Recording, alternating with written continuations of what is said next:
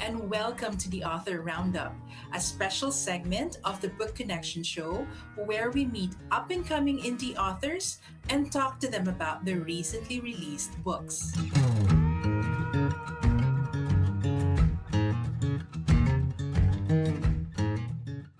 Hello, everyone. I'm your host, Jenny. Welcome to the Author Roundup. There's something quietly powerful about writing a letter, not for today, but for the future. And that's exactly what our guests set out to do. Today's episode brings us a collection of heartfelt reflections from a father who simply wanted to make sure his children would always have a compass to guide them. Peter Y.S. Tan is a senior principal radiographer at a bustling hospital in Singapore, a senior adjunct lecturer mentoring radiography students, a loving husband, and a devoted father to his kids. His book, Unsent Letters from Dad, A Father's Guide to Success, The Five Essential Pillars, began as a nighttime ritual, putting pen to paper while his kids slept, capturing the wisdom he hopes they'll one day turn to when they need it most. This book is more than advice, it's a legacy, a gentle, guiding voice meant to comfort, challenge, and encourage his children as they grow. And in doing so, it speaks to all of us who are still finding our way. Please join me in welcoming our guest, Peter Y.S. Tan. Thank you so much, Peter, for being here. It's a pleasure to have you. Thank you. Thank you for this opportunity. I'm so Uh, excited to talk to you about your book. Let's go right into the questions. What inspired you to write Unsent Letters from Dad? And why did you choose to structure it as a series of letters? Actually, I wanted to leave something behind for my children because of my age, right? And I have two young, cute, growing kids. And I wish I could be with them forever, but reality is that I can't. So, and I have to leave messages behind for them so that they could pick up along the way. Hopefully, my messages that I leave for them will guide them along the way if they need any help and advice.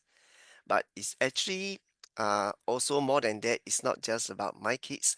I realized that actually my letters also could be shared, Mhm. um, and maybe other parents as well who couldn't find the right words to say.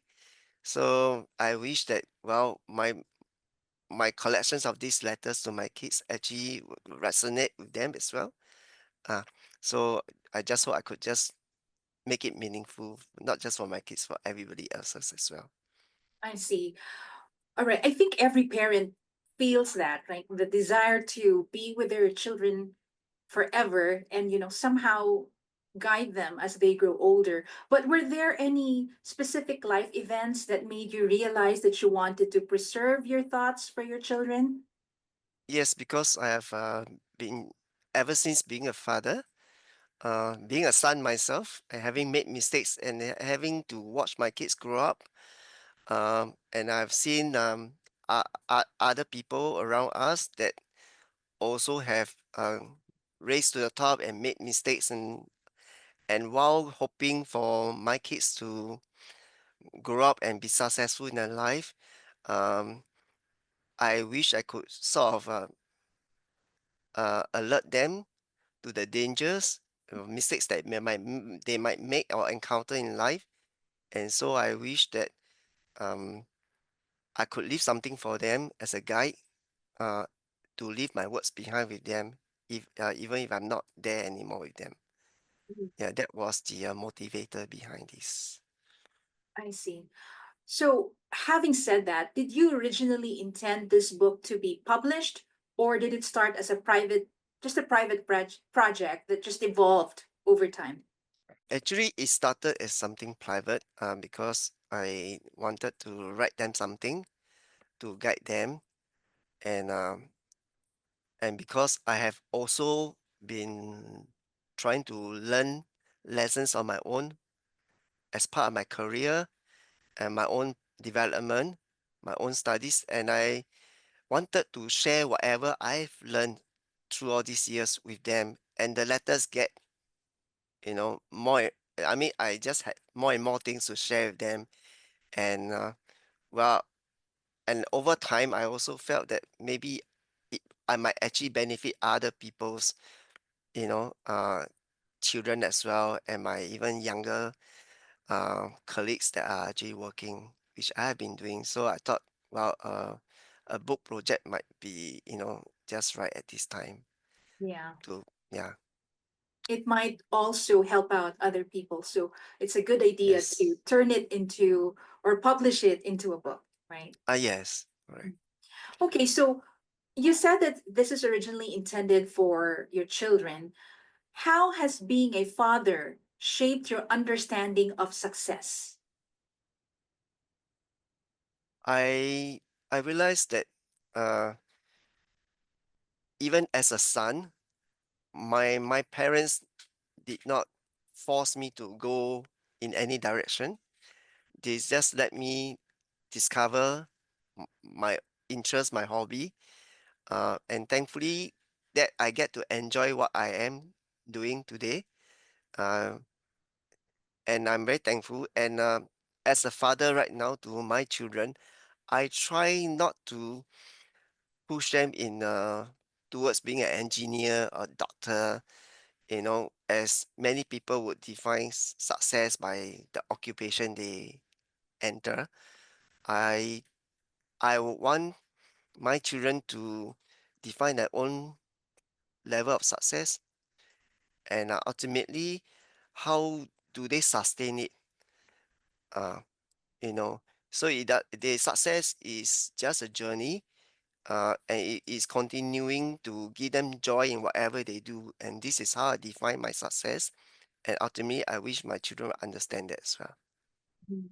I Yeah, agree. I think that's very important for parents, right? Like you have to find the right balance between being a guide right. and still give your children that freedom to somehow chart their own path or find Right. their own way in life. Okay. Yes. So in your book, Peter, you talk about some very important stuff. Can you walk us through the DARE formula and how did you come up with it? Oh, it's actually something that we have always been practicing, just that we have different acronyms for them. uh, Being involved in the quality improvement projects for many years, it is similar. Um, for example, if I use the acronym DARE, DARE, DARE stands for dream, dare to dream. And for my kids, I want them to have dreams, good dreams, you know. Um, well, it's good to have the courage to dream what you want to be, right? And then as they could dream about something they want to have or want to be in their life, the next letter A is for act. Act on it, right? They must have an action plan.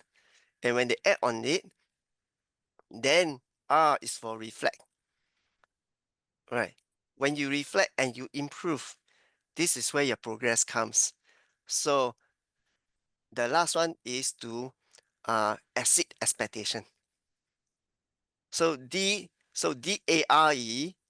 is like the PDCA cycle in plan, do, check, action.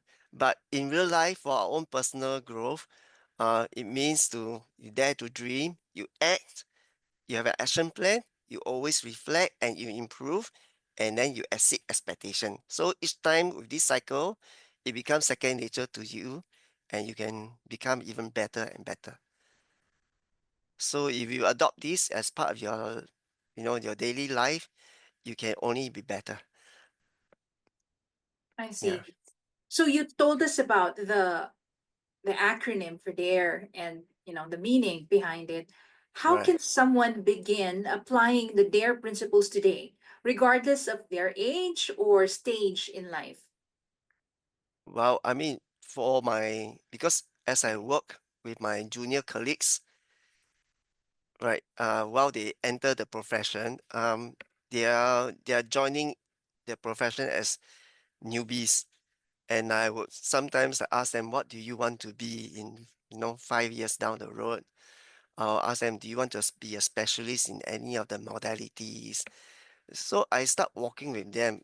consciously or subconsciously. Um, so how if this is your I mean, if this is your dream to become an expert in CT scan, for example, so what's your action plan? Are you reading up on it already? Have you been watching how your seniors are doing it? You know, and then they have to take action towards that dream. And then as they were doing their own, job and daily tasks, are they always on the learning mode? That means that can I do this better? Can I be a better version of myself each time? So they must have the same attitude to always improve themselves in that direction. And of course, we you try to even surprise yourself by exceeding your own expectation if you can. So if they continue to practice this, in whatever they do, whether you're taking an exam, preparing for exam, or whether you're preparing for to be allowed to join a particular trade or a specialization, I'm sure one day you'll get there. Yeah, So Peter, in your book, aside from there, you also talked about the five pillars. Why are the five pillars essential for not just achieving, but also sustaining success? yeah. You see, my I've come to the understanding that success can be sustained if we actually are consciously working on maintaining the five pillars that sustain that success. What I mean by the five pillars are your results, how you achieve your results, and your how resourceful you are at achieving that results. Two, your reliability factor. Okay. Three, your reputation and your reach, how you manage your reputation, right, and your influencing factor. Four, your relationship factor. And five, your resilience. Well, I mean, as an example, you could be very successful, but if you're not resilient, you will easily give up, isn't it? So this is how these five pillars can be so interconnected. And if you try not to neglect any of these five as you use a dare approach, whatever way you rise in your career trajectory, do not neglect any of these five, then these five will help to sustain your success. So this is my understanding. So, Peter, in your book, you were able to impart very practical lessons. But how do you see these lessons being relevant not just in personal life, but also in professional leadership? I've learned that leaders being great or great leaders, they aren't just being skilled or they have gathered certain skill sets and great attitudes, people skills, EQ, and managerial skills, and package it into to helping them to what they are today. And then many of them that are able to sustain those success, they have certain key factors. And from these key factors, they are actually can be aligned into these five pillars, which actually I believe could help uh, build character, develop clarity, develop connectivity, you know, and all these are critical for anybody who wants to develop success, you know, in their skills, in their career trajectory, or even in their personal life. So I believe that whether professionally or in their own personal life, if we continue to understand how each of these factors work, which I actually group them under five pillars, essential pillars to sustain success. I think not only they can actually achieve that success, they can also sustain it as well.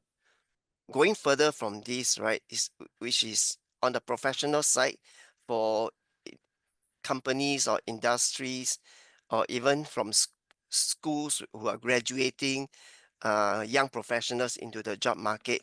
It is also a good opportunity to introduce these five pillars as an induction program. So that we could actually start it off with a culture building kind of training methodology. to imbue in them a good culture where they can actually work using the same company lingo, job expectation and expectation for their own professional self. So I believe that these five pillars are and the dare format is going to be very useful for everybody. It's good to know that a lot will really be benefiting from the lessons that you have imparted in your book. So, your book, just like what we've said earlier, it all started as letters, right? So, Right. what role did journaling or letter writing play in your life before you thought of creating the book? Actually, since young, I have been a keen, enthusiast in writing letters. As a little boy, I took part in the pen pal, where we write letters to people from another country. And as I grew up, I also learned to develop. I developed the interest in writing letters to friends that I don't always get to meet, especially while I was in the army camp. Uh, we write letters to each other and encourage each other. So all these opportunities for letter writing not only help me to stay cool and calm, it helps me to collect my thoughts and crystallize what I want to express. But of course, I have that interest to share a lot, and I tend to write a lot, so I have to write and rewrite, and it actually improves my writing as well. So along the way, yeah. Yeah, So letter writing is a good form. It's a good.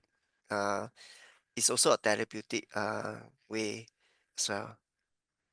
I agree. It's just really deeply personal to receive letters from people who are close to you. And, it kind of like forms a bond between the sender and the receiver, right? Yes, yes. So, have your children read the letters and what were their reactions? Well, I mean, at one time I gave them one whole chunk of letters to read, and good thing is that, well, the book will always be around, even after I'm gone. They actually started reading them because being 10 years old and 12 years old, uh, I mean, they have not finished the entire book yet. And I also took the opportunity to coach them uh, because it's different from skimming, from cover to cover. But actually, I walk them through each chapter by chapter to guide them. And then hopefully one day they would the book will always be lying around, and hopefully one day they will actually pick it up again and be reminded of the things that I have always wanted to tell them and guide them. Yes. Mhm. What did you learn about yourself while writing your book, Unsent Letters from Dad? Well, I realized that uh, as I age, despite having written many letters all these years, uh, I still have the habit of wanting to perfect that letter, how to write again, how to phrase it better. And I can use a whole stack of foolscap paper just to write two letters. So, um, not that I'm perfectionistic. It's just that I have always wanted to express myself better. So, but thankfully, right now we have AI that can help us to rephrase our thinking, summarize our thoughts so that we could think more clearly and express better. So I'm thankful for that, that it has actually helped me to materialize all my letters that I've wanted to write and then improve my grammar. So I also managed to complete the book uh, at a faster rate than I've actually expected. Yeah, So, it's a surprise for you as well. You said that you were able to come up with a book, right? yeah, Mhm. yeah. And it Actually, I'm all very started, surprised. yeah, and it Yeah, all just started from the letters that you have been writing right. all these years. Yes. Because Let's talk. writing letter is very different from writing a book. Write is just write with a flow, you know. But trying to make it into a book ultimately that they can keep and they cannot you cannot just ignore. Um, has a little bit of perfection that you have to, put in. So you can't avoid having to read again and edit again because it is still a book. But if you were just writing a letter, they will understand you as excuse your bad grammar sometimes. Yeah. Yeah. So it's good that you already started to talk about your experience when you were writing your book. So from the letters, you turned it into a book. Let's talk Yes. about that journey, your journey as an author. How long did it take to finish your book? And tell us about the moments that stood out. So it can be the fun part or the difficult parts of this journey. Well, I mean, the fun part was that as I write, I, I have flashes of memories, the good times, the lessons I've learned, and also the encouraging ones that, hey, as I try to teach them the pillars, I myself have managed to find um, experience that actually, backs it up. So I'm very thankful that, and those were good. The hardest part was deciding whether or not to put them some of those experiences in, uh, because of the privacy issues, PDPA issues, and all that. So I have to decide what to write and what not to write specifically. So that's why if you read the book, there were stories that I allow myself to share, but at the same time, there were points and ideas that I would teach as in a storytelling format. Uh, yeah. So that was the hardest part of how much you can actually share, yeah, in writing. So, having written the book, what advice can you give to writers who are also working on their first book? Well, I mean, I while writing the book and when when it's finally going to be published, I have learned that actually I could have just started it much earlier if I just started, right? And then the perfection will slowly evolve. Uh, and many of us hold back waiting for the perfect moment when you think you have everything ready, But I think letter writing format is a very good start because you write with a flow first. You get better and better as time goes, and you can always go back to rewrite the letter if you want, right? Until it's finally finished, then you are satisfied. So my advice is that just get started. All right, you never know, uh, how that wonderful feeling you will have when you finally finish a book. So do get started. And thankfully, right now you also have a lot of AI tools now that will help you to check your grammar, to even add beautiful graphics, to illustrate what you want. So I'm very thankful that I'm able to, because I can't really draw. Uh, AI has helped me to create beautiful imageries to illustrate what I really wanted to say. And I encourage you all to just start as soon as you can. Yeah. I see. So your book has been out for some time now, and I'm sure that a lot of people have started to read it, or probably some have already finished reading it. Can you tell us about the most meaningful feedback that you've received from those who have read your book? Well, I mean, it's actually a couple of times actually I have received from my friends who read the part that actually impact them the most, and they will send me a WhatsApp and say, this one touched me a lot.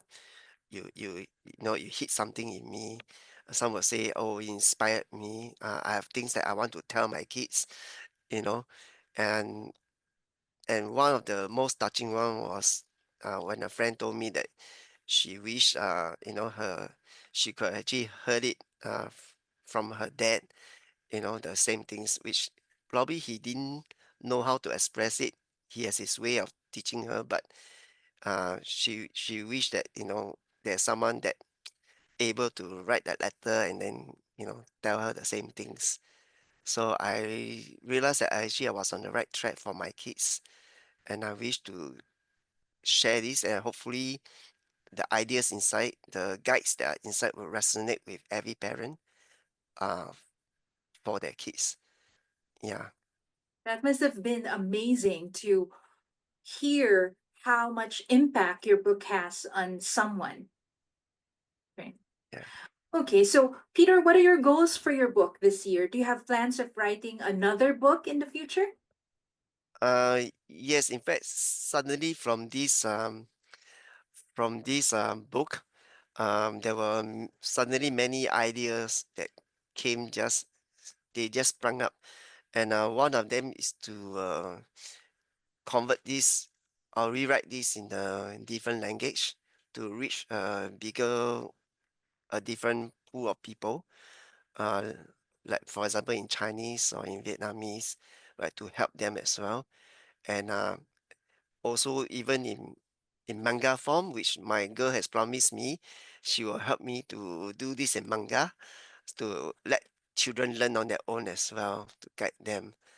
Yeah, and also as well as for the young professionals who are just starting out to navigate in the professional careers, uh, I'm hoping to deep dive into each of these pillars and create a training outline to coach them. Yeah, I actually can also uh, be their own personal guide if they actually want to contact me. Yeah, and that's my wish. While I still can. Wow, a lot of things to look forward to. And it all just Yes. started with this book, especially the collaboration between you and your daughter. So that's very exciting.